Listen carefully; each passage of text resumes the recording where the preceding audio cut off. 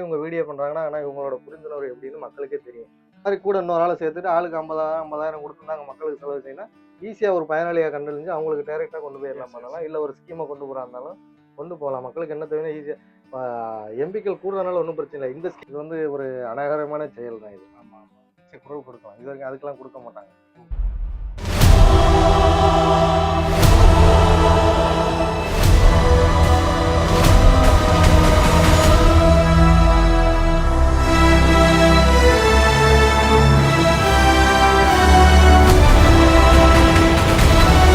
இன்னைக்கு நம்ம தொகுதி மறுவரையறை, அதாவது வந்து டீலிமிட்டேஷன், இதை பற்றி நம்ம இந்த பதிவில் பார்க்க போகிறோம்.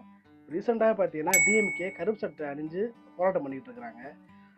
இப்போ தொகுதி மறுவரையறை அப்படின்னா நடந்தால் என்ன நடக்கும், இதுக்கு பின்னாடி என்ன பின்னணி இருக்குது, உங்களோட ஐடியா என்ன? வணக்கம் மக்களே. இப்போ நீங்கள் கேட்குறது வந்து டீலிமிட்டேஷன் இப்போ ட்ரெண்டிங்காக போயிட்டு இருக்குது. அந்த கருப்பு சட்டை அந்த ட்ரெண்டிங் தான் நீங்கள் இப்போ கேட்குறீங்க. டீலிமிட்டேஷனாக என்ன அப்படின்னு.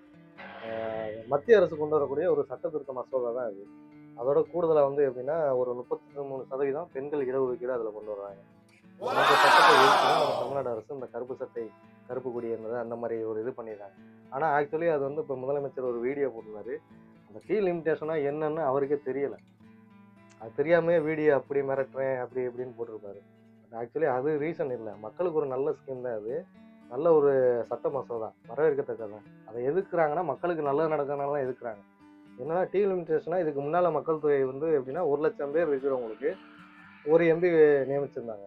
இப்போ அதை என்ன பண்ணுறாங்கன்னா 50,000க்கு ஒரு எம்பி கொடுத்தா நல்லாயிருக்கும். எடுத்துக்காட்டுக்கு சொல்கிறேன். அந்த 50,000க்கு ஒரு எம்பி இருந்தால் இப்போ 1,00,000க்கு 2 எம்பி கிடப்பாங்க. அப்படி கிடைக்கும் போது நம்மளுக்கு இப்போ ஆல்ரெடி 39 எம்பி இருக்காங்க. இப்போ இந்த கூடுதல் வரும்போது கூடுதல் 20 எம்பி நம்மளுக்கு இப்போ 59 எம்பி வரைக்கும் தமிழ்நாட்டிலேருந்து கிடைக்கும் வாய்ப்பு இருக்குது. அப்படின்னா வாய்ப்பு இருக்குன்னா 59 எம்பிக்கு வந்து வாய்ப்பு கொடுக்குறாங்க. ஏற்கனவே 7.18% இருந்தது. இப்போ 7.23% உயர்த்திருக்காங்க. அதெல்லாம் மக்களுக்கு எந்த ஒரு பாதிப்பும் இல்லை. நல்ல ஸ்கீம் தான். இப்போ 1,00,000 ரூபா கொடுத்து நீங்கள் கொண்டு போய் செலவு பண்ணுங்க மக்களுக்குன்னு சொல்கிறத, ஒரே ஆள்கிட்ட கொடுத்து 1,00,000 ரூபா கொடுத்து செலவு பண்ணுறத 2 பேர்கிட்ட 50,000 கொடுத்து நீங்கள் மக்களுக்கு சேவை செய்யுங்க. அந்த மாதிரி தான் கொண்டு வராங்க. அது ஒரு பக்கம். இதைத்தான் இந்த டிஎம்கே அரசு எதிர்த்துக்கிட்டு இருக்காங்க. பட் அதோட உண்மையான காரணம் மக்களுக்கு நல்லது தான். இதில் வந்து எதிர்க்கக்கூடிய அளவு நசிக்கிடுவாங்க பிசிக்கிடுவாங்க அந்த ஒரு கான்செப்டே இல்லை. மாநில அரசு உரிமை போகுது. இப்போ ஆல்ரெடி நம்மளுக்கு மக்கள் தொகை வந்து ஆல்ரெடி எல்லாத்துலேயுமே கூடுதலாக இருக்குது. ஏற்கனவே 100 பேர் அங்கே மக்கள் தொகை அதிகமாக இருந்தால் நம்ம தமிழ்நாட்டில் 50 இருந்தாங்கன்னா இப்போ அது அதிகமாகி இப்போ 100க்கு வருது. 100 இருக்கும்போது 200க்கு போகுது. அதான் அங்கே உள்ள டிஃப்ரென்ஸ் தவிர மற்றபடி எம்பி வரனால தமிழ்நாட்டுக்கு பாதிப்போ இல்லை நம்மளுக்கோட உரிமை போதும் நினைக்கவே வேணும். அதை இவங்களாம் இந்த தேர்தல் நேரத்தில் ஒரு அரசியல் செய்யலாம் அப்படின்னு சொல்லிட்டு கொண்டு வரக்கூடிய ஒரு போராட்டம் தான் இந்த கருப்பு கொடி. இது வந்து எனக்கு என்னன்னா தொகுதி மறுவரை இந்த ஸ்கீம் மூலம் வந்து எந்த அளவுக்கு பாதிப்பு வரும்னு உங்களுக்கு என்ன தோணுது? இப்போ டிஎம்கே வந்து கருப்பு கொடி காட்டி நடந்து போகிறாங்க, போராட்டம் பண்ணுறாங்க. இது மக்களுக்கு ஏன் வந்து அச்சுறுத்துறாங்க? அதாவது இது மக்களுக்கு பாதிப்புங்கிறது அது சாத்தியப்படாது. ஆனால் ஒரு நல்ல ஸ்கீம் தான். நம்ம மாநில அரசு வந்து எதுக்குதுனாவே மத்திய அரசோட ஸ்கீமை வந்து அது மக்களுக்கு நல்லதாக தான் இருக்கும். எந்த ஒரு ஸ்கீமாக எடுத்துக்கிட்டாலும்.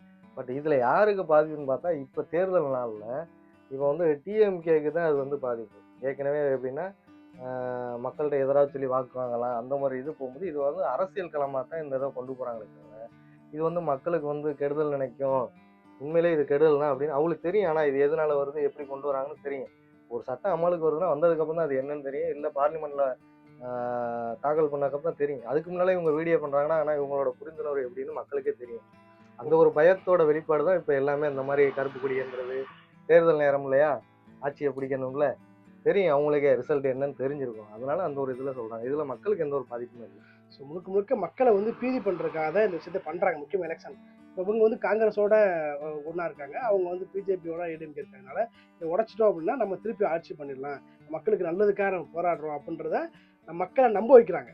ஸோ அதுக்கு தானே அவங்க போராட்டம் பண்ணிட்டு இருக்காங்க. கண்டிப்பாக அதான் வந்து ஒரு ஆள் ஒரு எம்பி வந்து ஒரு 10 லட்ச ரூபா அனுப்புகிறாங்க, சட்டத்தை வந்து கூப்பிட்றாங்க அப்படின்னா ஒரு எம்பி சாப்பிடாம பிரித்து கொடுத்து சாப்பிடுங்க அப்படின்ற மாதிரி இவங்க சொல்கிறாங்க. ஆமாம். இப்போ நான் என் கண்ட்ரோலில் இப்போ கொடுத்தீங்கன்னா நான் எனக்கு வந்து அதான் ஏற்கனவே சொன்ன மாதிரி தான். இப்போ 1,00,000 ரூபா கொடுத்து நீங்கள் ஒரு மக்களுக்கு செய்யுங்க அப்படிங்கிறாங்க. என்ன மாதிரி கூட இன்னொரு ஆளை சேர்த்துட்டு ஆளுக்கு 50,000 கொடுத்துருந்தாங்க மக்களுக்கு செலவு செய்யணும். ஈஸியாக ஒரு பயனாளியாக கண்டறிஞ்சு அவங்களுக்கு டைரெக்டாக கொண்டு போயிடலாம் பண்ணலாம். இல்லை ஒரு ஸ்கீமை கொண்டு போகிறா இருந்தாலும் கொண்டு போகலாம். மக்களுக்கு என்ன தேவைன்னா ஈஸியாக இப்போ எம்பிக்கள் கூடுறதுனால ஒன்றும் பிரச்சனை இல்லை. இந்த ஸ்கீம் எப்படின்னா இப்போ நார்மலாக பார்த்தீங்கன்னா உள்ளாட்சி நம்ம தமிழ்நாட்டிலே உள்ளாட்சி முறைகள் எடுத்துக்கிட்டாவே அப்படி தான் இருக்கும். ஒரு பஞ்சாயத்துக்கு இத்தனை மக்கள் இருந்தால் ஒரு ஊராட்சி, இத்தனை மக்கள் இருந்தால் இவ்வளோ மக்கள் இருந்தால் ஒரு பேரூராட்சி, இத்தனை ஒரு 50,000க்கு மேலே 1,00,000 வரைக்கும் இந்த மாதிரி கான்செப்ட் மக்கள் அடிப்படையில் தான் நகராட்சி மாநகராட்சி அந்த மாதிரி பிரிச்சுக்கிட்டு இருக்காங்க. நீங்களே பார்த்தா தெரியும். அந்த தொகுதி அடிப்படையில் தான் இப்போ இந்த இதுவுமே வருது. ஆனால் இதை வந்து இப்போ அவங்க வந்து டீம் ஒர்க் பண்ணிக்கிட்டு இருக்காங்க. அரசியலுக்காண்டி அது அவங்க லாபம் பார்க்குறதுக்காண்டி இதை பண்ணிக்கிட்டு இருக்காங்க. நீங்கள் உள்ளாட்சி அமைப்புகளே எடுத்துக்கிட்டாவே மக்கள் தொகை வீதத்தின் அடிப்படையில் தான் இந்த ஊராட்சியை வந்து தரம் உயர்த்திக்கிட்டு இருக்காங்க. Okay okay. இதில் வந்து இப்போ மெஜாரிட்டியாக இப்போ எம்பிஸ் பார்த்தீங்கன்னா சென்ட்ரல் கவர்மெண்ட் அதிகமாக இருக்காங்க. இதை உடைக்கிறது மூலம் அவங்களுக்கு சாதாரணமாக அமைச்சிருவாங்க அப்படின்ற ஒரு அச்சுறுத்தல் பயமும் இருக்குமா டிஎம்கேக்கு? இதை பற்றி நீங்கள் என்ன நினைக்கிறீங்க? ஆல்ரெடி ஏற்கனவே நம்ம இங்கே வந்து 39 எம்பி நம்மளுக்கு இருக்காங்க. பட் இப்போ அது வந்து அதுக்கு அவங்க கம்பேர் பண்ணுறது பார்க்குறதுக்கு அது சம்மந்தமே இல்லை. இவங்களா ஒரு கற்பனை, இவங்க ஒரு அரசியல் பண்ண தேர்ந்த நேரத்தில் அதான் இதோட முழு காரணமே. மற்றபடி ஆல்ரெடி ஏற்கனவே நம்மளுக்கு 39 எம்பி இருக்காங்க. அவங்க ஆல்ரெடி ஏற்கனவே அதிகமாக தானே இருக்காங்க வடக்கு சைடு. பட் அதை காரணம் காட்டுறது எந்த ஒரு இதுவுமே சரியில்லாத ஒரு வாதம். ஸோ இந்த பதிவு மூலம் மக்களுக்கு வந்து தொகுதி மறுவரையறை அப்படின்னா என்னன்னு தெரிஞ்சிருக்கும்னு நினைக்கிறேன். இந்த பதிவில் இதை நீங்கள் பார்த்தது மட்டும் இல்லாமல் முடிஞ்ச வரை மற்றவங்களுக்கும் இதை புரிய வைங்க. இதில் இன்னொரு விஷயம் உள்ள இருக்கு அப்படின்னா, இப்போ 33% இட ஒதுக்கீடு வந்து பெண்களுக்கு கொண்டு வர்றாங்க. உள்ளாட்சி தேர்தலும் அதை அறிமுகப்படுத்துறாங்க. அந்த ஒரு சட்ட மசோதா திருத்தமும் இருக்குது. 131 சட்ட மசோதா தான் இருக்கும். அதுவுமே இதில் கொண்டு வர்றாங்க. அந்த மாதிரி பெண்கள் முக்கியத்துவம் கொடுக்கும்போது அதை வந்து எதிர்க்கிறாங்க. அதையுமே இவங்க சொல்லிக்கிறாங்க, நாங்கள் பெண்களுக்கு வந்து முக்கியத்துவம் கொடுக்க எதுக்கலை, நீங்கள் ஏன் இவ்வளோ வேகமாக கொண்டு வரீங்க.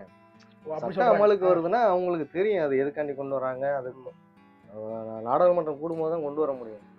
அதுக்காண்டி தமிழ்நாடு அரசுல நாங்கள் வந்து இப்போ வேற ஒரு வேலையில் இருக்கோம், எலெக்ஷன் நேரத்தில் இருக்க நீங்கள் கொண்டு வரணும், அது அவங்களுக்கு அது ஃப்ரீ எலெக்ஷன் முடிஞ்சு அவங்க பார்லிமெண்ட் கூட்டம் நடந்துக்கிட்டு தானே இருக்கு. அதில் அவங்க தாக்கல் செய்கிறாங்க. இதுக்கு எங்கேருந்து குரல் கொடுக்குறாங்க கருப்பு கொடி ஏந்தி. இது வந்து ஒரு அநாகரமான செயல் தான் இது. ஆமாம். ஸோ மக்களை வந்து அச்சுறுத்துறாங்க, நம்ம அடுத்த ஆட்சி பிடிக்கணும். ஆனால் இந்த 5 வருஷ காலத்தில் நிறையா சாதனை பண்ணுறோம்னு சொல்கிறாங்க டிஎம்கே ஆட்சி. ஆனால் வந்து இப்போ மதிய உணவு திட்டமாக இருக்கட்டும், இல்லை காலை உணவு திட்டமாக இருக்கட்டும், ஆனால் எந்த அளவுக்கு தரமாக இருக்குது அப்படின்றத ஆனால் ஆரம்பித்து வச்சுட்டு அதை ஃபோட்டோ டாக்குமெண்ட்டாக வச்சு மக்கள்கிட்ட நாங்கள் இதெல்லாம் பண்ணுறோம் அப்படின்னு ஷோ பண்ணுறாங்க. எந்த அளவுக்கு இது குவாலிட்டி இருக்கும், இதில் சென்ட்ரல் கவர்மெண்டோட ஈடுபாடு இருக்குமா, இல்லை வேறு ஆட்சி மாறுச்சுன்னா இதெல்லாம் சரி தரமாக இருக்குமான்றது உங்களுக்கு கருத்து தெரியும். இல்லை, இது வரைக்கும் இப்போ வந்து சென்ட்ரல் கவர்மெண்ட்டில் இது கொடுக்கக்கூடிய ஸ்கீம் எல்லாமே நல்ல ஸ்கீம் தான், மக்களுக்கு பயனுள்ளது, போய் சென்றடைன்னு தான் கொடுக்குறாங்க. பட் நம்மளுக்கு இங்கே மாநில அரசில் இருக்கக்கூடிய மாநில அரசு என்ன பண்ணுதுன்னா, அதை வந்து ஒரு நெகட்டிவ் தாட்ஸ்லேயே கொண்டு போகணும் மக்களிடையே. ஏன்னா அந்த 50 ஆண்டு கால 60 ஆண்டு கால அரசியலில் வந்து அந்த ஒரு நுணுக்கம் இருக்குது ஆளுங்கட்சிக்கிட்ட. இதை எப்படா நம்ம இது பண்ணணும் அது. இப்போ எல்லாமே இவங்க பயன்படுத்தின திட்டம் எல்லாமே ஒரு விளம்பரம் தான். மற்றபடி மக்களுக்கு போய் சேர்ந்துச்சுன்னா கேள்விக்குறி தான் எல்லா இடத்துலையும். ஏன்னா நம்மளே ஒரு இப்போ பட்டா பிரச்சனை எத்தனையோ முகாம்கள் நடத்துனாங்க. பட்டா பிரச்சனைக்கே நம்ம எழுதி கொடுத்துருக்கோம். இப்போ 2 வருஷம் ஆச்சு. என்னென்னமோ திட்டம் வந்துச்சு. ஆல்ரெடி ஏற்கனவே ஜமாபந்தி நடக்குது, அதுல உள்ள மனு கொடுத்ததே இந்த வேலை நடக்கல.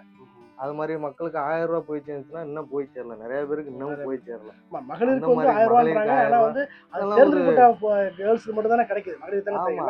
எவ்வளவோ நிறைய பேர் பயன்பெறாம தான் இருக்காங்க. அவங்களோட விளம்பரத்துக்கு ஒரு ஸ்கீம் மாதிரி கொண்டு அதை விளம்பரப்படுத்தணும். அந்த மாதிரி தான் போயிட்டு இருக்க தவிர இன்னைக்கு வரைக்கும் நேற்று வரைக்கும் பார்த்தீங்கன்னா கூட ஒரு கல்லூரி மாணவி படிச்சுக்கிட்டு இருக்கும்போது ஒரு படுகொலை ரொம்ப கட்டி வச்சு மிரட்டியா சென்னையில் நடந்திருக்கு, திருவள்ளூர் பக்கத்துல ஏதோ ஒன்று. அந்த மாதிரி சூழ்நிலை இப்போ தேர்தல் காலத்துல விட அந்த மாதிரி தான் நடந்துகிட்டு இருக்கு. பெண்களோட பாதுகாப்பு அதை கருத்தில் கொண்டு தான் நம்ம ஏற்கனவே சொன்ன மாதிரி அந்த ஸ்கீம் எல்லாம் மக்களுக்கு பெண்களுக்கு முக்கியத்துவம் கொடுக்கணும் அந்த மாதிரி கொண்டு வர்றாங்க. அது இவங்க என்ன மனநிலையில இந்த மாதிரி பண்றாங்கன்னு தெரியல. ஆனால் மக்கள் வந்து கண்டிப்பாக ஒவ்வொரு ஆட்சியும் ஒவ்வொரு ஸ்டெப்பையுமே வந்து புரிஞ்சுக்கணும். யாருக்கு ஓட்டு போட போகிறாங்க, ஓட்டு போட்டால் அவங்க பேக்ரவுண்ட் என்ன. இப்போ நம்மளாம் வந்து ஒரு விஷயத்துக்கு போகிறோம் அப்படின்னா அவங்க நம்ம மேலே வந்து ஒரு குற்றச்சாட்டு இருந்துச்சு போலீஸ் ஸ்டேஷனில் அப்படின்னா நம்மளை ஒதுக்குறாங்க.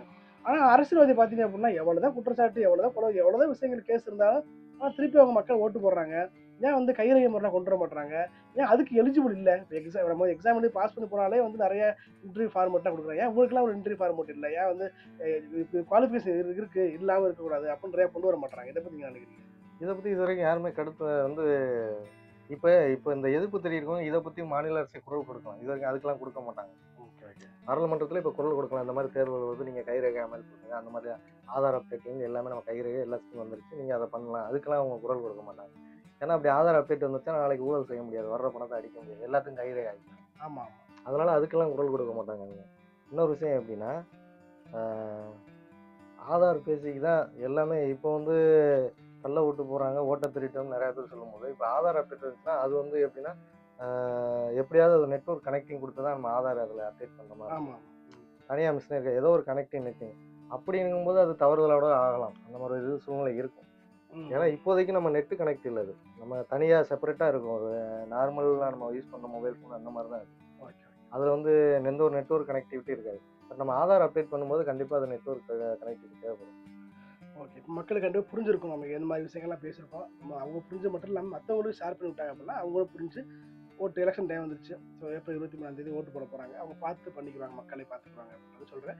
உங்களோட கருத்து இருந்தால் கண்டிப்பாக கமெண்ட்டில் சொல்லுங்கள். தேங்க்யூ. நன்றி.